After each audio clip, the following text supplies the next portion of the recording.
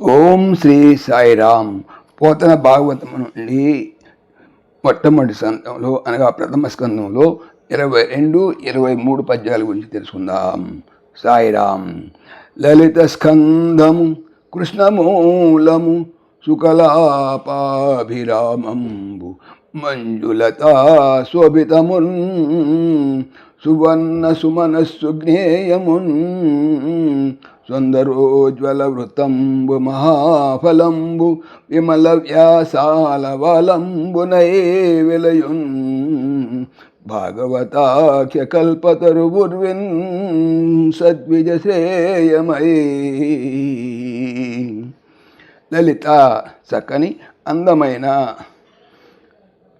స్కందము కొమ్మలతో స్కందములతో కృష్ణ నల్లని కృష్ణుని కథలు మూలము వేళ్ళతో మూలాధారముగా సుఖ చిలుకల అనగా సుఖయోగి ఆలాప పలుకులతో లేదా పలుకులచే అభిరామంబు రమణీయంగా మిక్కిలి శోభాకరమైన మాట మంజులత అందమైన పూలతీగలతో మనోహరమైన వాక్కులతో శోభితమున్ అలంకరింపబడుతూ అలరారుతూ సువర్ణ మంచి రంగులు గల మంచి అక్షర ప్రయోగాలు కలిగి సుమనస్ మంచి పువ్వులతో మంచి మనసున్న వారికి సుజ్ఞేయమున్ చక్కగా కనిపిస్తున్న ఇక చక్కగా తెలిసేలాగా సుందర అందమైన ఉజ్వల బాగా పెరిగిన విలాసవంతమైన అంటే ఇక్కడ ఉజ్వల అంటే బాగా పెరిగిన విలాసవంతమైన వృత్తంబున్ గుండ్రముగా ఉన్న అంటే చక్కటి పద్యవృత్తములతోనూ మహా పెద్ద లేదా గొప్ప ఫలంబు పళ్ళతో ఫలితాన్ని ఇచ్చేలాగాను విమల విస్తారమైన నిర్మలమూర్తి అయిన వ్యాస చుట్టుకొలత గల వ్యాసుడనే వ్యాస అంటే చుట్టుకొలత గల లేదా వ్యాసుడని ఆలవాలంబున్ పాదుతో ఉన్నది లేదా పునాది కలిగినది అయి వేలయున్ రూపుగట్టి ఉన్నది లేదా రూపొంది ఉన్నది. భాగవతమనే ఆఖ్య పేరు గల కల్పతరువు అంటే కల్పవృక్షం ఊర్వెన్ భూమి మీద అంటే ఈ లోకంలో సద్విజ చక్కటి పిట్టలకు సజ్జనులకు మరియు ద్విజులకు శ్రేయము మేలు కూర్చున్నది శ్రేయస్కరం అన్నమాట. అయ్యి భావం బ్రహ్మదేవుడికైనా పరమశివునికైనా భాగవతమును తెలిసిపోవుట చిత్రమైనట్టి ఈ శ్రీ భాగవతం కల్పవృక్షంతో సాటరాగలిగి ప్రకాశించేది ఏ మాత్రం సందేహం లేదు.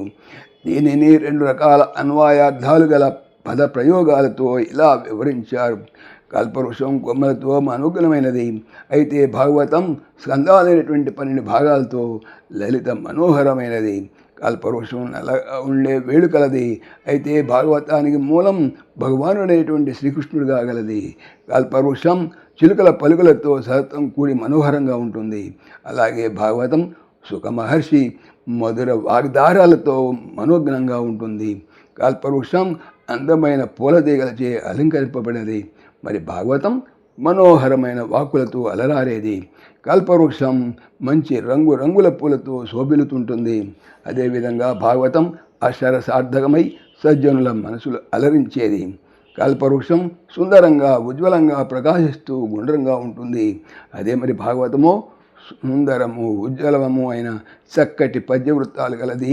కల్పవృక్షం ఎంత గొప్ప కామితార్థాలనైనా అందిస్తుంది. అయితే భాగవతం కైవల్యాది కామిత ప్రయోజనాలు సర్వం సమకూర్చేది. కల్పవృక్షం విశాలమైన చుట్టుకొలత గల మను కలిగినది. అలాగే భాగవతం స్వచ్ఛమైన వ్యాసకృత వ్యాసాలతో నిండినది. కల్పవృక్షం స్వర్గంలో విలసిల్లుతుంది. మరి భాగవతము భూలోకంలో విరాజిల్లుతుంది.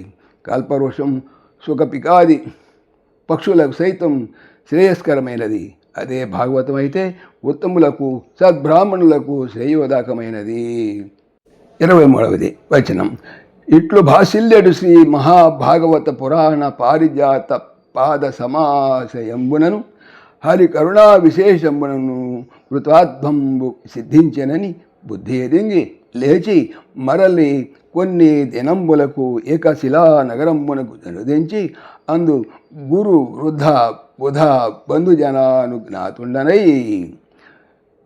ఇక దానంటే ఇట్లు ఈ విధంగా భాసిల్లేడు ప్రకాశించే శ్రీ శుభప్రదమైన మహా గొప్ప భాగవత భగవంతుని గురించిన పురాణమని పారిజాతం పాదప అంటే వృక్షమును చక్కగా ఆశ్రయించుట వలన హరి విష్ణుని కరుణ దయ యొక్క విశేషంబునను విశిష్టత్వం వలనను కృతార్థత్వంబు ప్రయోజనకరమైనది సిద్ధించిందని బుద్ధి యందు ఎరింగి గ్రహించి లేచి మరలి వెనుకకు వచ్చి కొన్ని దినంబుల రోజుల కు ఏకశిలా నగరంబున అంటే ఏకశిలా నగరాన్ని కి చనుదెంచి అంటే చేరి అందు గురువులు వృద్ధ పెద్దలు బుధ జ్ఞానవంతులు అన్నమాట.